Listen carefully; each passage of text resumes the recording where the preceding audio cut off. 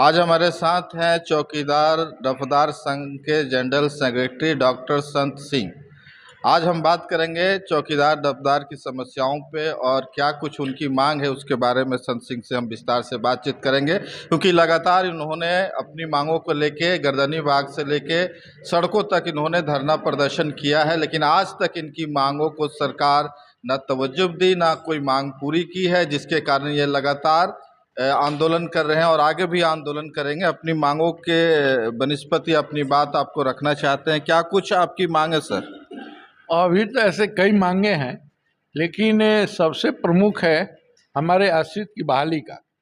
कि जब से ये व्यवस्था चली है तब से हमारे आश्रित की बहाली होती रही है, और ये जो हमारा काम कॉन्सेप्ट के साथ ही ये जुड़ा हुआ है कि इनके आश्रित की बहाली हो। क्योंकि हम लोग पुलिस थाने में रहती है, राइफल के साए में रहती है, और चौकीदार होता है अपराधियों के बीच में रह करके अपराध की सूचना देता है।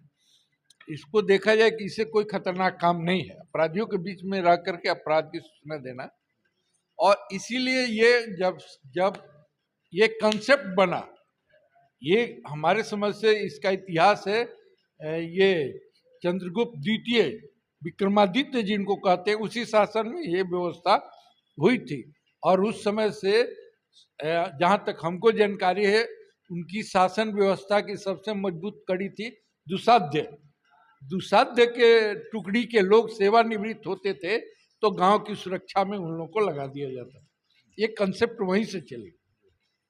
और ये व्यवस्था शासन कुल बदले, हूण आए, पसाड़ आए, मुगल आए, अंग्रेज आए, किसी ने इस व्यवस्था के साथ छेड़छाड़ नहीं किया। ये उस समय से चलती आ रही। अंग्रेज ने आया तो उन्होंने कोडिफिकेशन करना शुरू किया। ये एक चपरासी चीफ सेक्रेटरी क्या करेंगे, इसके लिए उन्होंने सेवा संहिता का निर्माण किया। सिपाही से लेकर डीजीपी क्या करेंगे, इसके लिए इन्हें पुलिस मैनुअल बनाया। और चौकीदार दफदार क्या करेंगे, इन्होंने चौकीदारी मैनुअल बनाया। ये चौकीदारी मैनुअल जब हम लोग कलकत्ता प्रेसिडेंसी के तहत थे तो 1870 में सिक्स बंगाल एक्ट के तहत, जैसे बंगाल, बिहार, उड़ीसा सब एक ही प्रांत था, तब ये कानून बना। और उसमें ये प्रावधान था कि आपके आश्रित की बहाली की जाएगी। और इतना ही नहीं, वो हमको चाकरन लाइन मिलता था। वो ये जो चौकीदारी भूमि जिसको कहा जाता है, कि चौकीदार को दिया जाता था राजा के तरफ से या प्रशासन के तरफ से कि आप इसका जीविकोपार्जन कीजिए। जब सरकारीकरण हुआ तो वो खत्म हो गया। और लेकिन ये जो व्यवस्था है, व्यवस्था की रीढ़ है आश्रित की बहाली।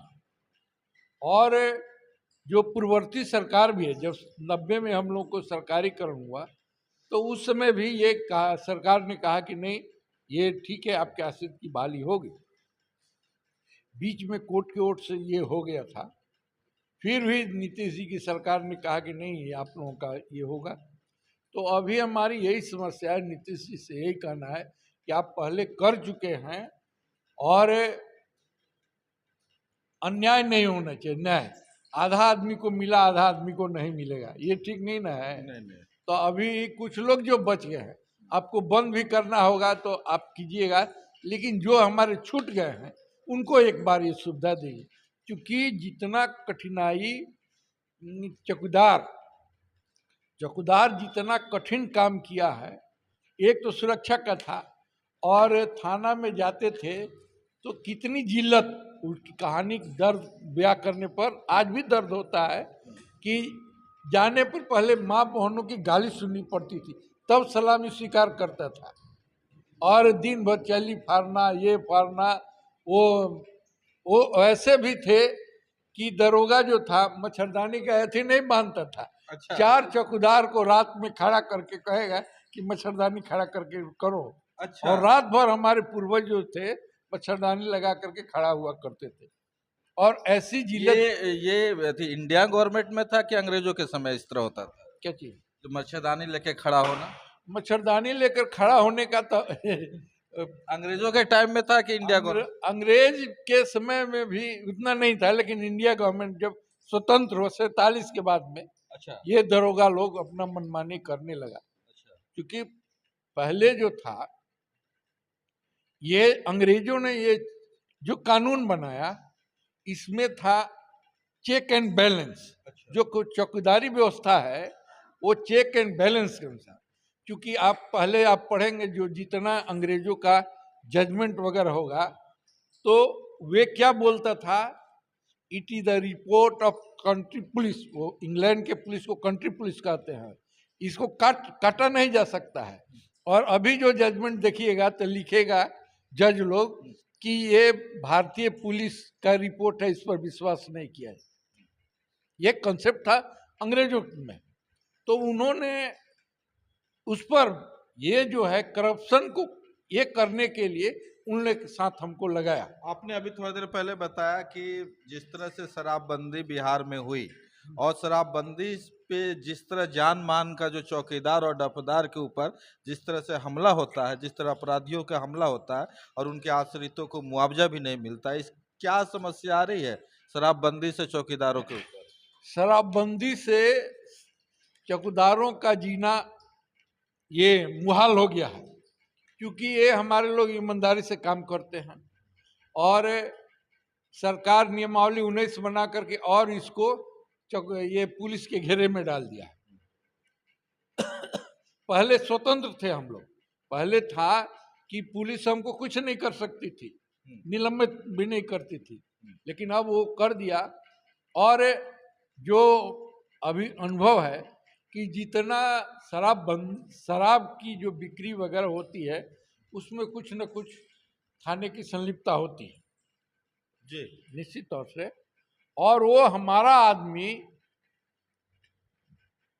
चाहता है कि हम उसको बताएं, लेकिन वो कर नहीं पाएगा क्योंकि थाना प्रभारी से उसको है। और जो थोड़ा हमारे आदमी ये प्रयास करता है, उसकी हत्या कर दी जाती है। अभी 17-18 लोग को अभी कल परसों है, हमारे ये मधुबनी के एक साथी थे, अभी वो बहुत ईमानदार। अभी देखिएगा कि कल परसों वीडियो में आया है कि पूरे गांव का गांव वहां उमड़ गया उसके पक्ष में। और अभी घर से निकला, घर से पत्नी को कहा कि खाना बनवा रहे हैं, ले जाकर खींच करके वो शराब माफिया उसकी हत्या कर दी। जी जी। तो ये जीना मुहाल हो गया है अभी शराबबंदी के लिए। और सरकार भी ये जो कानून बनाया है वो सही नहीं, क्योंकि ये कानून बनाई है सरकार कि जहाँ शराब की बिक्री या चाहे शराब पकड़ी जाएगी, वहाँ के चौकीदार और थाना प्रभारी को निलंबित किया जाएगा। तो सरकार को तो ऐसा कानून की इसकी जांच हो ना कि चौकीदार रिपोर्ट दिया है कि नहीं दिया है। चौकीदार यदि रिपोर्ट दे दिया तो उसकी क्या गलती है, आप उसको पनिश कर रहे हैं। और अधिकांश मामले में ये होता है कि वो रिकॉर्ड में सूचना दे देता है, थाना प्रभारी लोग अपना पैसे तैसे कई लोग उनका जो धंधा है अपने चलते उसको रखते हैं, अब भुगतना पड़ता है चौकीदार को। चलिए बहुत बहुत धन्यवाद। बेनिफिट टीवी का वीडियो आपको पसंद आया तो चैनल को सब्सक्राइब करें और वीडियो को लाइक करें, ज्यादा से ज्यादा लोगों तक वीडियो को शेयर करें।